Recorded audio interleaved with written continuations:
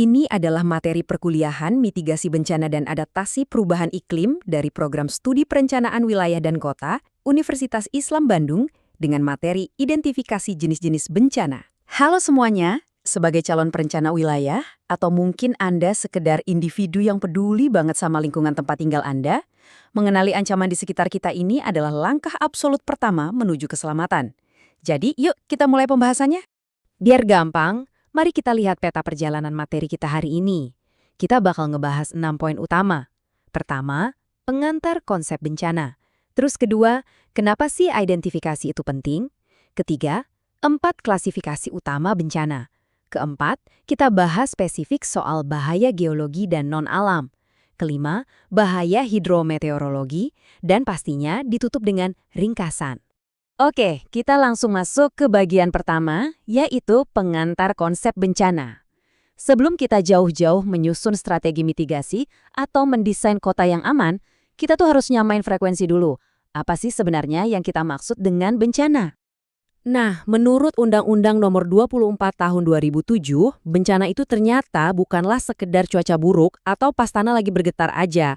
Sebuah peristiwa itu baru bisa dilabeli sebagai bencana kalau dia udah mulai mengancam dan mengganggu kehidupan masyarakat, apalagi sampai menimbulkan korban jiwa, ngerusak lingkungan, dan bikin rugi harta benda. Menariknya, undang-undang kita membaginya ke dalam 3 pemicu utama loh. Ada faktor alam, faktor non-alam, dan faktor sosial atau manusia. Lanjut ke bagian kedua, mengapa identifikasi bencana sangat penting?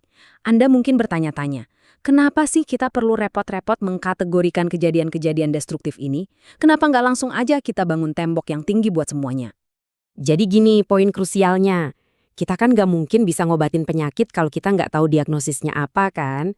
Sama halnya dengan ini, identifikasi jenis bencana itu fondasi utama buat mitigasi yang tepat sasaran. Buat perencana kota, ini ngebantu banget untuk paham kerentanan suatu wilayah secara spasial. Kita bahkan bisa pakai teknik analisis data, sebut saja klasterisasi K-means, buat memetakan kawasan mana yang rentan kena bencana apa. Jadinya, intervensi tata ruang kita tuh bisa jauh lebih cerdas dan efisien. Masuk ke bagian ketiga, 4 klasifikasi utama bencana. Sekarang, setelah kita ngerti kenapanya, yuk kita bahas apanya. Dengan kondisi geografis Indonesia yang super dinamis, ancaman yang kita hadapi itu benar-benar beragam. Nah, hal yang paling menarik dari visual ini adalah ancaman di Indonesia ternyata bisa dipetakan ke dalam 4 kuadran yang rapi banget. Ini semacam peta mental yang wajib Anda ingat ya. Kita punya bencana geologi dan vulkanologi di satu sisi, lalu ada bencana hidrometeorologi kering, bencana hidrometeorologi basah, dan terakhir bencana non-alam. Yuk kita bedah satu persatu. Di bagian keempat ini, kita akan bahas bahaya geologi dan non-alam. Kita bakal nge-zoom in ke 2 kategori pertama tadi, mulai dari ancaman yang asalnya dari kekuatan masif di bawah telapak kaki kita, sampai ancaman yang malah tercipta gara-gara ulah dan aktivitas manusia sendiri. Kita tahu persis Indonesia ini duduk manis di atas cincin api Pasifik dan pertemuan lempeng-lempeng tektonik utama dunia. Akibatnya, ya kita langganan gempa bumi, alias pergeseran lempeng yang tiba-tiba itu. Terus, kalau gempanya terjadi di dasar laut dengan kriteria tertentu, wah itu bisa memicu tsunami yang mematikan. Dan jangan lupakan tanah longsor. Ini sering banget kejadian di lereng-lereng pegunungan kita, pas tanahnya udah kehilangan daya ikat. Ini semua murni kekuatan alam yang nggak bisa kita stop, tapi pastinya bisa banget kita antisipasi. Tapi tunggu dulu, nggak semua bahaya itu datangnya dari alam loh. Ada yang namanya bencana non-alam. Dan salah satu yang paling krusial buat perencana wilayah adalah kegagalan teknologi. Ini tuh mencakup hal-hal kayak kecelakaan industri, kebocoran limbah beracun, sampai kegagalan infrastruktur modern. Semakin kota itu maju dan modern, risiko dari aktivitas manusia ini juga makin meroket. Dan percayalah dampaknya bisa sama hancurnya kayak letusan gunung berapi. Nah, sebelum kita lanjut, saya mau Anda mikirin hal ini bentar. Pas kita ngomongin soal cuaca atau iklim yang bikin bencana, kira-kira apa sih yang sebenarnya ngebedain bahaya hidrometeorologi basah dan kering? Kita temukan jawabannya di bagian kelima ini, bahaya hidrometeorologi. Ini adalah jenis bencana yang disetir langsung oleh dinamika atmosfer, hidrologi, dan lautan kita. Dan di era perubahan iklim global sekarang, kategori ini tuh yang paling sering mecahin rekor kejadian. Kalau Anda perhatikan, cuaca dan iklim ekstrim itu bergeraknya persis kayak sebuah pendulum. Di satu sisi, peningkatan suhu dan kemarau yang panjang bakal memicu kelompok bencana kering. Tapi begitu pendulumnya berayun ke sisi lain, anomali curah hujan yang intens bakal bawa kita ke kelompok bencana basah. Parahnya lagi, dua-duanya ini makin diperparah sama fenomena global macam El Niño dan La Nina. Mari kita lihat bencana basah yang paling sering kita dengar, banjir. Tapi perhatikan baik-baik perbedaannya. Banjir biasa itu terjadi waktu drainase atau sungai udah nggak sanggup lagi nampung volume air, yang jujur aja seringkali karena tata ruangnya yang kurang oke. Tapi kalau banjir bandang, wah ini monster yang sama sekali berbeda. Ini adalah terjangan air berkecepatan tinggi dari daerah hulu yang bawa material padat kayak batu, lumpur, sampai batang kayu. Daya hancurnya itu luar biasa gede dan datangnya super tiba-tiba. Selain air yang meluap, kita juga berhadapan dengan cuaca ekstrim itu sendiri.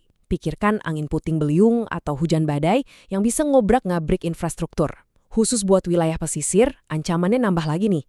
Ada gelombang ekstrim dan abrasi. Gelombang laut yang terus-terusan ngehantam daratan itu nggak cuma bikin bangunan rusak, tapi pelan-pelan secara permanen memakan garis pantai kita.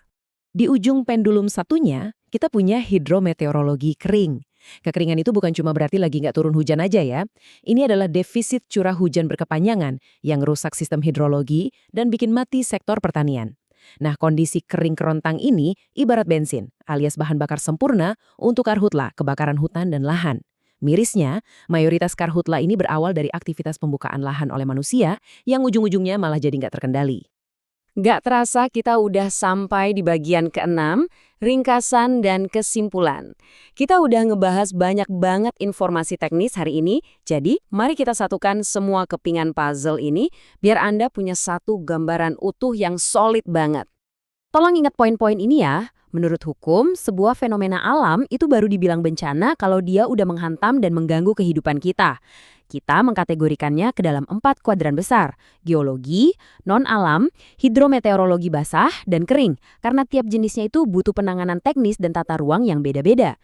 Intinya, tanpa identifikasi yang jelas di awal, rencana mitigasi kita itu cuma bakal jadi tebakan buta semata. Sebagai penutup materi hari ini, saya pengen ninggalin Anda dengan satu pemikiran ini. Kita mungkin emang nggak punya kuasa buat ngestop pergerakan lempeng tektonik atau nahan datangnya badai ekstrim. Tapi, dengan mengidentifikasi dan mengukur setiap bahaya ini, kita jadi punya kendali. Kita bisa berhenti sekedar jadi korban dari letak geografis kita dan mulai bertindak merencanakan, mendesain serta membangun kota dan komunitas yang benar-benar adaptif dan tangguh. Pertanyaannya sekarang, kira-kira udah siapkah kota Anda buat ngadepin ancaman di esok hari? Teruslah belajar, dan sampai jumpa di materi mitigasi kita selanjutnya.